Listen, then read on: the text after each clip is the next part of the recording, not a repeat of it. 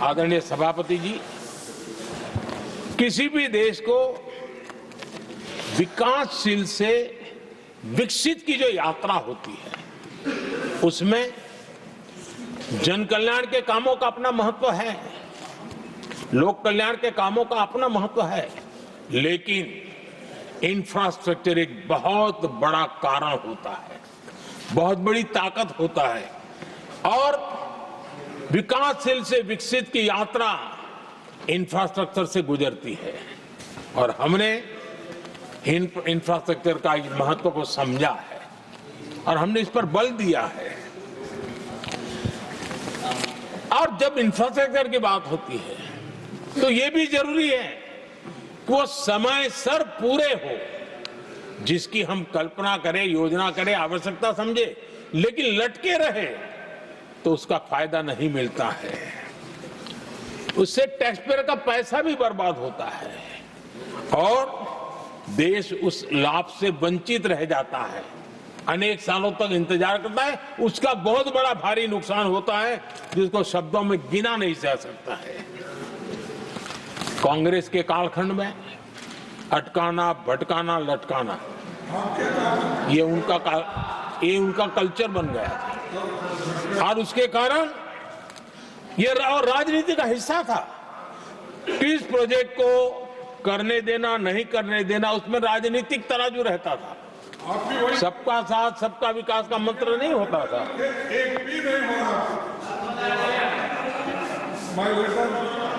इस कांग्रेस कल्चर से मुक्ति पाने के लिए हमने एक प्रगति नाम की व्यवस्था बनाई और उस नियमित रूप से मैं स्वयं इस प्रगति प्लेटफॉर्म के माध्यम से इंफ्रास्ट्रक्चर का प्रोजेक्ट्स का डिटेल मॉनिटरिंग करता हूं। कभी ड्रोन से भी उस एरिया की वीडियोग्राफी और लाइव इंटरेक्शन करता हूं, काफी मैं उसमें इन्वॉल्व रहता हूं। करीब 19 लाख करोड़ रुपए के ऐसे जो प्रोजेक्ट अटके पड़े हुए थे किसी न किसी कारण से, राज्य और केंद्र का कोऑर्डिनेशन नहीं होगा, एक डिपार्टमेंट का दूसरे डिपार्टमेंट से कोऑर्डिनेशन नहीं होगा, फाइलों में कहीं लटका पड़ा होगा, इन सारी चीजों का रिव्यू करता हूं और ऑक्सफोर्ड यूनिवर्सिटी ने उस पर अध्ययन किया इस प्रगति के हमारे इनिशिएटिव पर और बहुत बड़ा उसने अच्छा रिपोर्ट दिया है और उसमें उसने एक बहुत बड़ा सुझाव दिया है।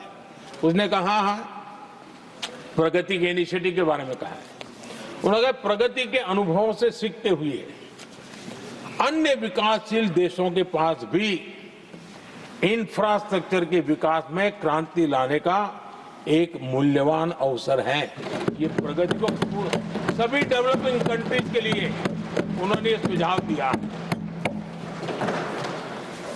पहले काम कैसे होते थे, मैं तथ्यों के साथ कुछ उदाहरण देना चाहता हूं ताकि पता चले कि कैसे देश को नुकसान किया गया है।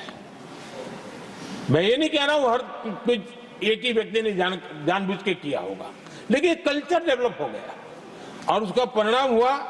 अब देखिए उत्तर प्रदेश में हम एग्रीकल्चर, किसान, भाषण तो बहुत बढ़िया दे देते हैं, अच्छा लगता है, भड़काने का काम करने में क्या जाता है, कोई जो इन्वेस्टमेंट तो है ही नहीं, भड़काते रहो दुनिया को, कोई काम तो करना नहीं है। उत्तर प्रदेश में कृषि के लिए एक अहम योजना थी सरयू नहर परियोजना। सरयू नहर परियोजना 1972, सोचिए साहब, 1972 में स्वीकृत हुई थी, 5 दशक तक लटकी रही। 1972 में जिस योजना को सोचा गया, योजना बनी, फाइल पे स्वीकृत हो चुकी, 2021 में हमने आकर के इसको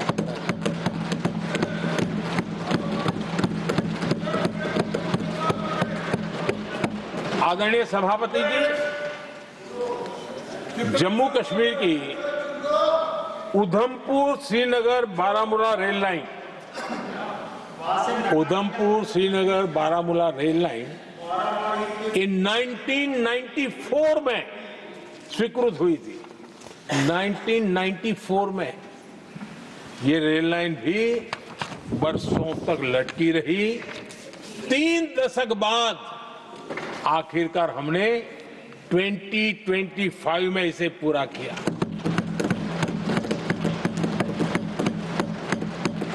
आदरणीय सभापति जी, ओडिशा की Haridaspur Paradip rail line, Haridaspur Paradip rail line 1996 में स्वीकृति हुई थी।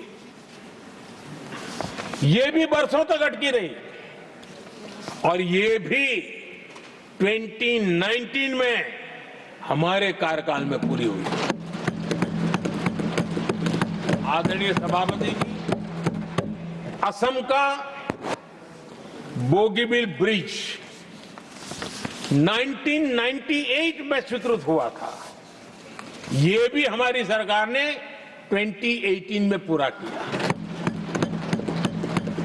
और मैं ऐसे आपको सैकड़ों उदाहरण दे सकता हूं। अटकाना, लटकाना, भटकाना, ये कल्चर कितने देश को बर्बाद किया है, सैकड़ों उदाहरण दे सकता हूं। आप कल्पना कर सकते हैं,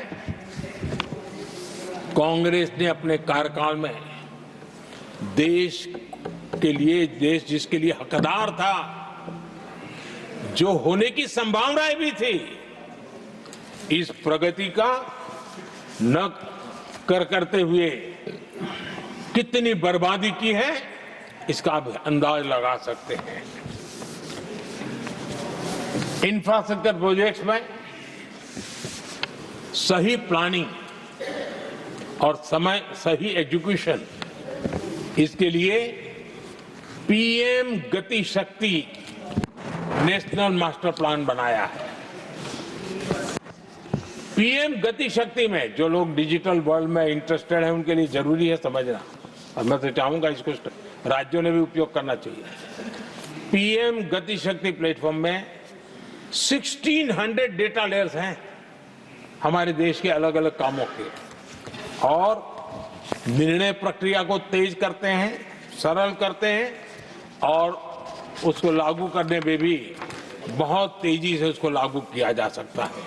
तो आज गति शक्ति प्लेटफॉर्म अपने आप में एक बहुत बड़ा इंफ्रास्ट्रक्चर के काम को गति देने वाला आधार बन गया है।